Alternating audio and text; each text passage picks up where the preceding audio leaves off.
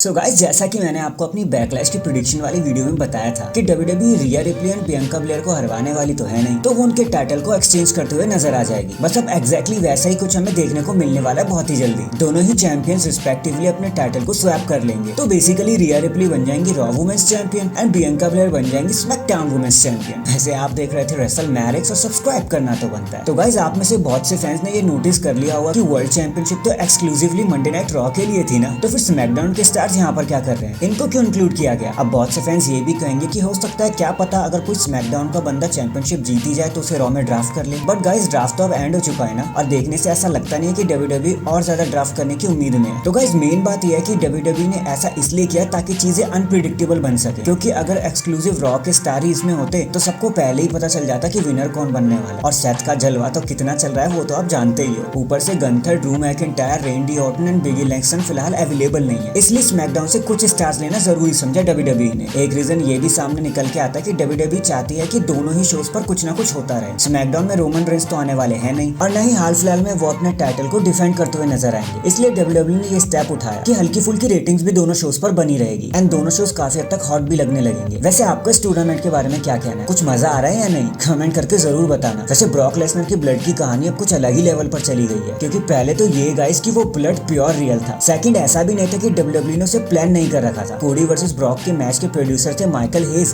And Brock Lesnar का blood आना 100% plan था। लेकिन ब्रॉक लेसनर ने ब्लेड या कैप्सूल का यूज तो किया नहीं था, बल्कि उन्होंने एक्सपोज रिंग पोस्ट पर इतनी जोर से यानी इतनी एक्यूरेटली अपने सर को हिट किया कि ब्लड कंप्लीटली जेन्युइन वे में आया। बट बिकॉज डब्ल्यूडब्ल्यूई में नो ब्लड पॉलिसी है, तो पहले तो उन्होंने स्क्रीन को ब्लैक एंड व्हाइट ही कर दिया एंड देन थोड़ा बहुत कम कैमरा मैन के हाथ भी था कि वो पूरी कोशिश करे कि उस स्पॉट को कम से कम दिखाए टेलीविजन पर। बट एक बात सरप्राइज करने वाली ये भी है कि अगर ब्रॉक लेसनर की जगह पर कोई और स्टार ऐसा कर देता है ना, तो कुछ ना कुछ एक्शन तो डब्ल्यूडब्ल्यूई जरूर ले लेती, चाहे वो कितना भी प्लान होता है इवेंट। बट ये ब्रॉक लेसनर है, डब्ल्यूडब्ल्यूई ने इनके लिए अलग से कुछ रूल सेटअप कर रखे हैं ऑफिशियली ऑन पेपर्स, बाकी स्टार से अलग। So Brock Lesnar does what Brock Lesnar wants, वो कुछ भी कर सकते हैं। वैसे उस मैच में ब्लड आ जाना काफी ज्यादा इंटरेस्टिंग भी था, तो मुझे तो वो स्पॉट काफी अच्छा लगा। हाँ, ब्लैक एंड व्हाइट नहीं होता तो ज्यादा अच्छा लगा। इन दी एंड चलो लेट्स टॉक अबाउट कि डब्ल्यूडब्ल्यूई इंडिया में शोज क्यों नहीं करती, वो यहाँ पे आने में इतना टाइम क्यों लगाती है। आपको एक बात तो समझनी पड़ेगी कि हाउ डब्ल्यूडब्ल्यूई वर्क्स। ऐसा नहीं होता कि किसी ने एक आइडिया पिच कर दिया और डब्ल्यूडब्ल्यूई वहाँ पे अपने इवेंट ही करने के लिए चली गई। बात सारे स्टाफ मेंबर तक होकर गुजरती है, और जब सब लोग इस चीज के लिए राजी हो जाते हैं ना, तब जाके डब्ल्यूडब्ल्यूई कहीं पर इवेंट प्लान करती है। इंडिया को लेकर चीजें काफी अलग है। हम डब्ल्यूडब्ल्यूई से प्यार तो बहुत करते हैं, लेकिन when it's come to festivities India हमेशा पीछे रह जाता है। जो रेसलिंग के डाई हार्ड लवर्स है ना, सिर्फ वो ही आते हैं डब्ल्यूडब्ल्यूई के शोज को अटेंड करने। ऊपर से लोकेशन भी डब्ल्यूडब्ल्यूई के लिए लिमिटेड ही रहती है। जैसे दिल्ली जहाँ मैं रहता हूँ, तो वो तो कैपिटल है, तो वहाँ तो डब्ल्यूडब्ल्यूई आएगी। एंड मुंबई इसलिए क्योंकि फाइनेंशियल कैपिटल भी तो है, वहाँ पर शोज करना तो डब्ल्यूडब्ल्यूई काफी पसंद करती है। एंड एक थर्ड बट सबसे इंपॉर्टेंट रीजन ये है कि डब्ल्यूडब्ल्यूई यहाँ इसलिए भी नहीं आती क्योंकि इंडिया से उन्हें सिर्फ इंडिया की ऑडियंस मिलेगी। टेलीविजन काफी ज्यादा लिमिटेड हो जाता है। Like Puerto Rico,